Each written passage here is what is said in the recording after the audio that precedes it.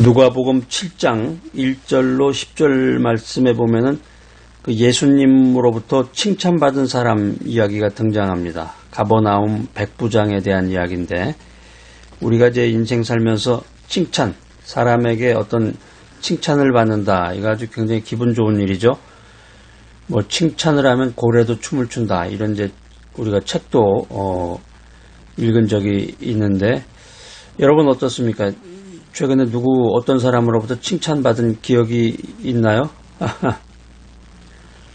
우리가 믿음 생활하면서 사람에게 칭찬받는 것 아주 좋습니다. 그런데 정말로 귀중한 일은, 귀한 일은 주님으로부터 칭찬을 받는 일이다 하는 것입니다. 왜냐하면 이 사람의 칭찬이라는 것은 오류가 많고 자기 중심적인 칭찬이지만, 주님의 칭찬은 완전한 칭찬이다라는 것입니다. 사람이 사람을 칭찬하게 되면 다 뭔가 이게 대가를 바라고 하는 경우도 많고 오류가 많다는 거예요. 그런데 믿음 안에서 우리가 말씀 중심, 기도 중심의 인생을 살아가는데 주님이 나를 칭찬한다, 이거야말로 인생 최고 완전한 칭찬이다라고 하는 것입니다. 주님으로부터 백부장이 칭찬을 받았는데, 누가복음 7장 1절로 10절에 보면은 이제 백부장이 등장을 하는데, 이게 백부장이라는 그 용어가 이제 구약에 등장하죠. 처음에 구약 성경 출애굽기 18장에 보면은 이 모세의 장인이었던 이드로가 있는데요. 모세의 장인이었던 이 이드로가 사법 제도를 제안하면서 모세를 도울 수 있는 1000부장, 100부장, 50부장, 10부장을 세웠다는 기록이 등장합니다. 여기서 이제 우리가 구분해야 될 게, 이제 구약에서의 백부장은 재판관이나 군사적인 리더, 군사적인 지도자를 이제 말하는데, 이 신약 성경에 나오는 이 백부장이라고 하는 것은 100명의 군사를 지휘하는 로마 군대의 지휘관을 말한다라는 것입니다. 자, 흥미로운 사실이, 이 로마 군대의 백부장이 가버나움이라고 하는 곳에 이제 주둔을 했는데, 가버나움이라는 건 이제 예수님께서 제일 많이 머무르셨던 곳이에요.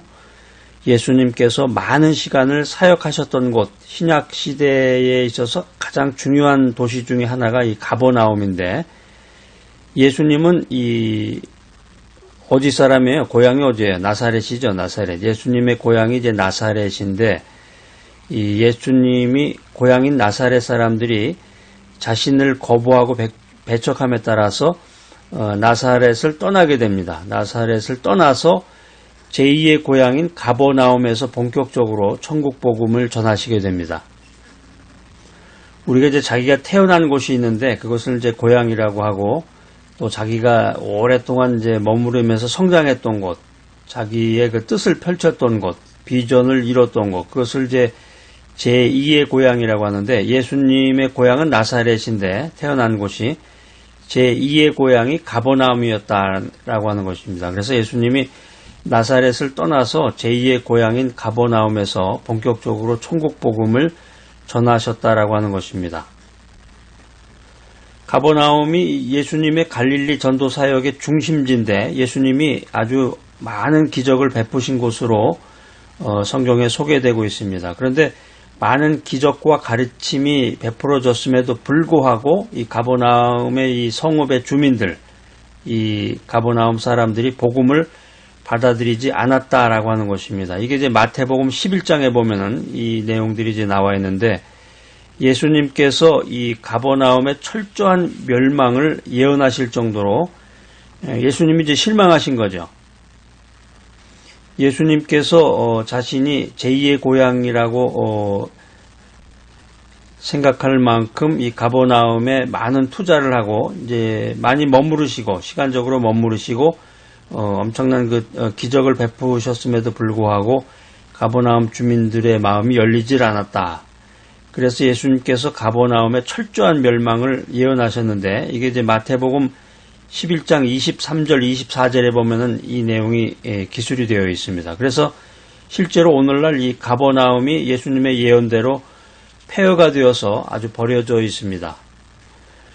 자, 그래서 우리가 이 가버나움을 생각하면서 이제 교훈을 얻어야 되는데, 가버나움 예수님의 말씀이 이루어진 역사적인 현장이었는데, 오늘날 믿음의 사람들이 복음을 받아들일 기회가 주어졌을 때 머뭇거리고 말씀을 받아들이지 않는다 그러면은 이 가버나움과 같이 멸망으로 향한다. 이 레슨을 우리가 받을 수가 있습니다.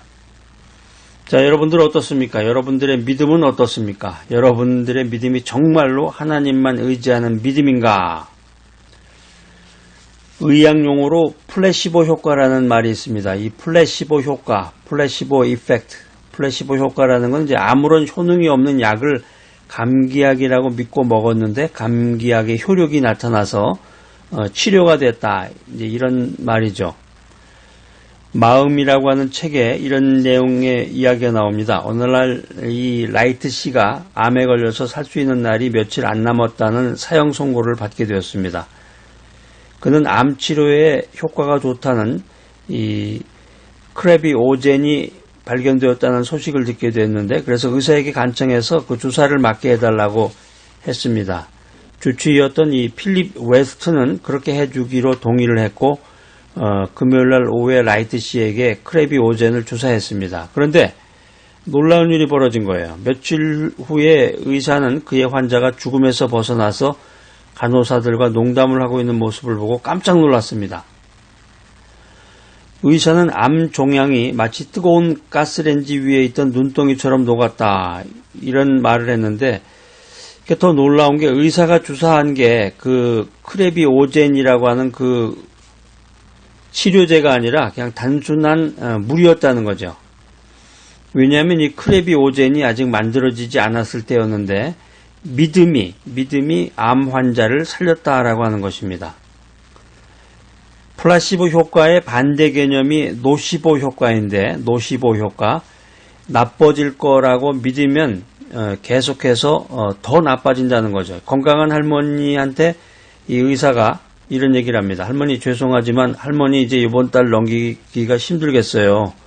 돌아가시겠습니다. 이런 얘기를 이제 간접적으로 했는데, 계속해서 이런 얘기를 하면은 할머니 이제 곧 돌아가세요. 할머니 곧 돌아가세요. 이렇게 계속해서 얘기를 하면은 할머니가 정말로 한 달 내로 돌아가실 가능성이 높다는 거죠. 이 믿음이라는 게 마음을 움직이고, 믿음이 마음을 움직이고 마음의 생각이 감정을 일으켜서 몸의 생리적인 작용이나 반응을 일으키게 된다라고 하는 것입니다. 예수님께서는 믿음의 능력에 대해서 무엇이든지 기도하고 구하는 것은 받은 줄로 믿으라. 그리하면 너희에게 그대로 되리라. 이렇게 말씀하고 계십니다. 믿음이라고 하는 것은 보이지 않죠. 믿음이 이렇게 가시적으로 사람이 눈으로 확인할 수 있는 게 아닌데, 그렇지만 이 믿음에 위대한 능력이 있다는 것을 믿으시기 바랍니다. 믿음은 바라는 것들의 실상이요 보지 못하는 것들의 증거다. 이렇게 히브리서에 기록이 되어 있습니다. 간절히 소망하고 바라는 것들에 대한 이 확실한 믿음이 있으면 그 실제의 모습인 실상이 나타난다는 거예요. 보지 못한 것들이 믿음이 있으면 보이게 된다. 이게 이제 성경의 교훈인데, 이렇게 이제 믿음이 사람의 마음을 지배하고 사람의 몸을 지배한다라고 하는 것입니다. 믿음이 행동을 다스리고 내일과 미래를 다스립니다. 믿음의 크기가 그 사람의 크기를 결정하는 것입니다. 자, 그런데 믿음이라고 해서 똑같은 믿음은 아니다. 성경은 또 이렇게 이야기를 하는데, 주님이 베드로에게 믿음이 적은 자여 이렇게 책망했던 것이 생각나죠? 또 도마에게는 뭐라 그랬어요? 의심하는 믿음이라고 책망하셨습니다. 그런데 예수님께서 가버나움의 백부장한테는 이스라엘 중에 아무도 이만한 믿음을 만나보지 못했다. 이런 칭찬을 하셨습니다. 여기서 이만한 믿음이라는 게 뭔가? 이만한 믿음. 이 베드로에게는 믿음이 적은 자요.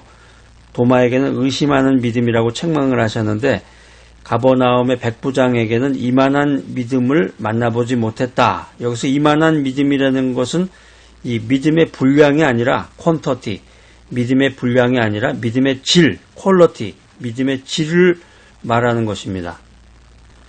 여러분의 믿음은 어떻습니까? 여러분의 믿음의 질은 어떻습니까? 무엇이든지 기도하고 구하는 것은 받은 줄로 믿으라. 그리하면 너희에게 그대로 되리라.